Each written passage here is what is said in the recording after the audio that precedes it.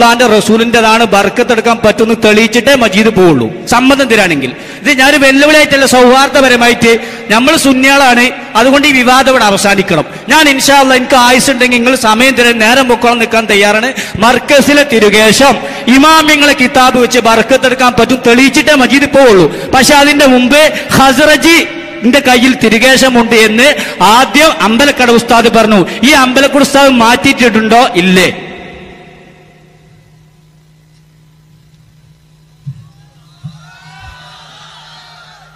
സഹോദരങ്ങളെ, ഖസ്റജിയുടെ കൈവശം ലോകത്ത് പല കേന്ദ്രങ്ങളിലും വിശുദ്ധ കേശം സൂക്ഷിച്ചതുപോലെ ഒരു കേശം അബുദാബിയിലെ ഖസ്റജിയുടെ കൈവശവും ഉണ്ട് എന്ന് ഞാൻ പഴയ കാലത്ത് പറഞ്ഞിട്ടുണ്ട്. സത്യമാണത്. അതിൻ്റെ ക്ലിപ്പൂടെ ലഭ്യമാണ്. ഞാൻ പറഞ്ഞ വാക്ക് വളരെ ശ്രദ്ധേയമാണ്.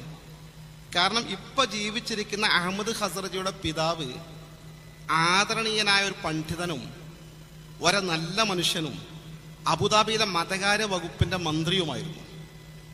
ഞാൻ അദ്ദേഹവുമായി വ്യക്തിബന്ധമുള്ള ആളുമാണ്. ഈ ഖസ്റജിയുടെ കൈവശം നബി സല്ലല്ലാഹു അലൈഹി വസല്ലം തങ്ങളുടെ ഒരു വിശുദ്ധ കേശമുണ്ട് എന്ന് എനിക്ക് വിശ്വസിക്കാവുന്ന ഒരു സുഹൃത്ത് അബുദാബിയിൽ പല തവണ ചെന്നപ്പോൾ എന്നോട് 2-3 തവണ ആവർത്തിച്ച് പറയുകയും വേണമെങ്കിൽ കാണാൻ സൗകര്യം ചെയ്യാമെന്നും ആ വീട്ടിലെ ഒരു അംഗത്തിൻ്റെ വീട്ടിൽ ജോലി ചെയ്യുന്ന ഒരു സുഹൃത്ത് പറഞ്ഞപ്പോൾ സ്വാഭാവികമായും ഖസ്റജി കുടുംബം എന്നാൽ സ്വഹാബി പരമ്പരയിൽപ്പെട്ട കുടുംബമാകാമെന്നും ആ കുടുംബത്തിലെ ഈ മന്ത്രി അദ്ദേഹത്തിൻ്റെ പിതാവ് നല്ല മനുഷ്യനായതുകൊണ്ട് ആ വീട്ടിൽ മുടിയുണ്ട് എന്നത് പാരമ്പര്യമായി അങ്ങനെ മുടി കിട്ടിയിരിക്കാമെന്നും ഞാൻ വിശ്വസിച്ചു. ഞാൻ ആ കാര്യം അതേപോലെ പറയുകയും ചെയ്തു. ഇപ്പോൾ വെല്ലൂരിൽ മുടിയുണ്ട്, ഞാൻ കേട്ടു, ഞാനത് വിശ്വസിച്ചു. കശ്മീരിൽ നബി തങ്ങളുടെ മുടിയുണ്ട്, ഞാൻ കേട്ടിട്ടുണ്ട്, ഞാൻ വിശ്വസിച്ചിട്ടുണ്ട്. അതുപോലെ ഞാൻ ഇതും വിശ്വസിച്ചു. ഞാൻ ആ വിശ്വാസത്തിൽ തന്നെ ഉറച്ചു നിന്നു. അതിനിടയിലാണ് പട്ടിക്കാട് ജാമിയ നൂരിയ അറബിക് കോളേജിൽ വാർഷിക സമ്മേളനം നടക്കുമ്പോൾ എന്നോട് നമ്മുടെ പ്രവർത്തകന്മാർ പറഞ്ഞു, കാരന്തൂർ മർക്കസിൽ ഇക്കഴിഞ്ഞ ദിവസം സാക്ഷാൽ ഈ അഹമ്മദ് ഖസ്റജി ആ മുടി കാന്തപുരത്തിന് കൈമാറിയിട്ടുണ്ട്, നിങ്ങൾ നേരത്തെ പറഞ്ഞ ആ മുടി, അതുകൊണ്ട് അതിന് വിശദീകരണം നൽകണം എന്ന് പറഞ്ഞു.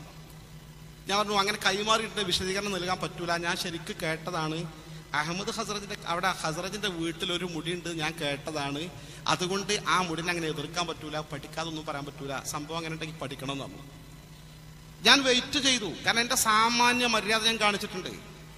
പിന്നത്തെ റബിയുൽ അവ്വൽ മാസങ്ങൾ കഴിഞ്ഞിട്ട് ഞാൻ അബുദാബിയിൽ എത്തിയപ്പോൾ സ്വാഭാവികമായും ഞാൻ അന്വേഷിച്ചു. ഞാൻ നേരത്തെ പ്രസംഗിച്ചതും പറഞ്ഞതും ഇവിടെ രേഖപ്പെടുത്തപ്പെട്ട കാര്യമാണ്.